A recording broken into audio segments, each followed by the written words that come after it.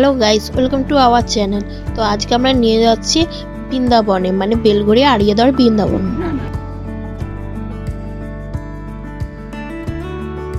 আমরা এই বেলঘড়িয়া বৃন্দাবন ধামে এসেছি। এই হচ্ছে গেটটা, শুরু হয়েছে। আমরা এখন ভেতরে অবশ্যই যাবো, আপনাদের সব কিছু দেখাবো।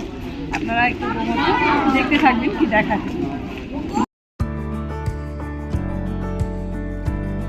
তো গাইস, আমরা এখন ভেতরে চলে এসেছি। এটা ভেতরে কি কি মন্দির আছে সেইগুলো এখানে দেখানো হচ্ছে। ভেতরে এখানে শ্রীকৃষ্ণের যে লীলা করেছিল সেইটার স্ট্যাচুগুলো রয়েছে, আর এখানে রয়েছে শ্রীহরি বিষ্ণুর মূর্তি।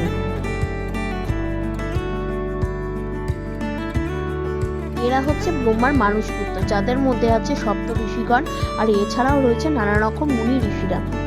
বেলঘড়িয়া আড়িয়াদহে কিছুই মাস আগেই উদ্বোধন হয়েছে এই গুপ্ত বৃন্দাবনটি। এটা এখন প্রায় প্রতিদিনই খোলা থাকে, কিন্তু সন্ধ্যাবেলার দিকে এটা খোলা থাকে, মানে 5:30 থেকে 7:30 পর্যন্ত এই মন্দিরটা খোলা পাবে। যখন ওর তখন কৃষ্ণ বালক সেজে ওর থেকে ফল স্নান করছে, বস্ত্র হবে না, বস্ত্র আন করে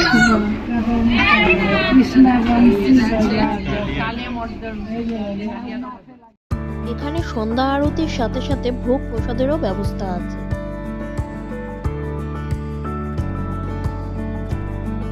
এই মন্দিরটার চারপাশে অনেক আশ্রম ঘরও আছে, আর সেই আশ্রম ঘরে সবাই নিয়মিত সাধনাও করে থাকে।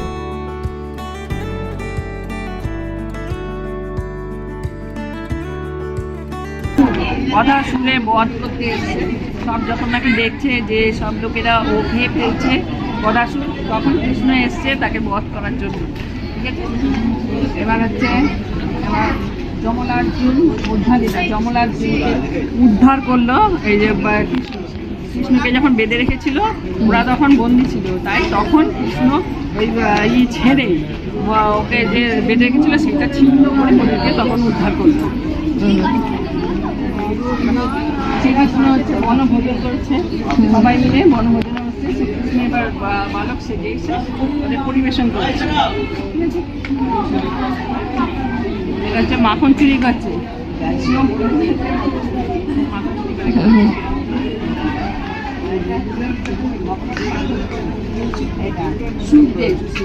সুখদেব ভগবত পাঠ করছে, সবাই ভগবত পাঠ শুনছে।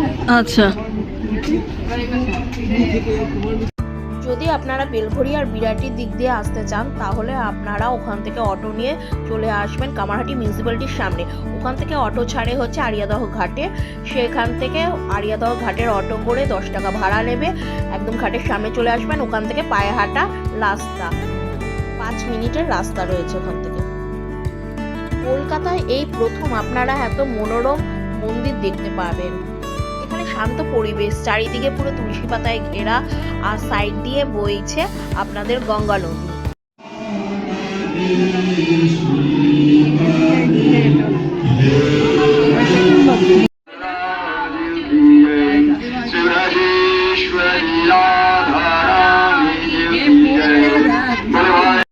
এই মন্দিরে শ্রীকৃষ্ণের জীবনী থেকে শুরু করে মহাভারত পর্যন্ত স্ট্যাচু দিয়ে, মানে হচ্ছে মাটির পুতুল দিয়ে বিশ্লেষণভাবে দেওয়া রয়েছে।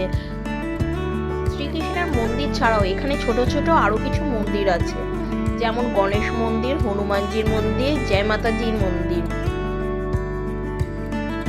শোনা যাচ্ছে এই মন্দির এখন সন্ধ্যাবেলা খোলা হলেও পরে এটা সকালবেলাও খোলা হবে, আর সকালবেলাও ভোগ নিবেদনের ব্যবস্থাও করা হবে।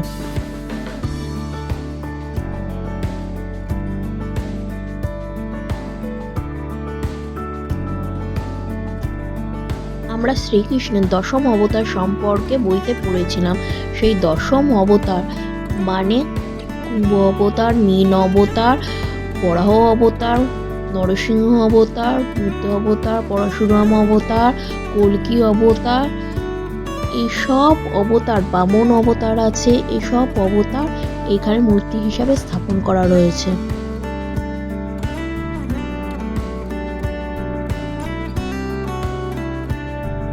এছাড়াও রয়েছে পুরীর সাক্ষী গোপাল। এখানে এখানে রয়েছে নানান ধরনের মূর্তি, অর্থাৎ নানান জায়গার মূর্তি। যেরকম পুরীর সাক্ষী গোপাল আপনাদের দেখানো হয়েছে, সেই রকম রয়েছে বৃন্দাবনেরও অনেক শ্রীকৃষ্ণের মূর্তি।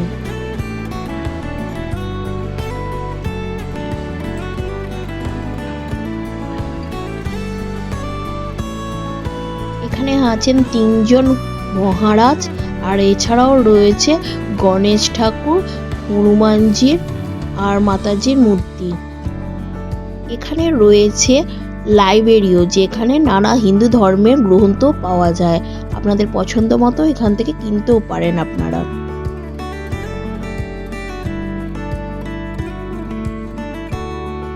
এখানে শ্রীকৃষ্ণ যেভাবে গোবর্ধন পাহাড় উঠিয়েছিল সেটার কিছু স্ট্যাচু করে দেওয়া আছে। আর ইনি হচ্ছেন মহারাজ, ইনি এই মন্দির প্রতিষ্ঠা করেছিলেন। আর এছাড়াও রয়েছে এই সমুদ্র মন্থনের কিছু দৃশ্য। তো আপনারা এই জায়গাটা ভিজিট করতেও আসতে পারেন। আর যদি আমার এই ভিডিওটা পছন্দ হয় তাহলে আমার এই চ্যানেলকে সাবস্ক্রাইব করে দেবেন, বেল আইকন টিপে দেবেন আর এই ভিডিওটাকে লাইক করে দেবেন।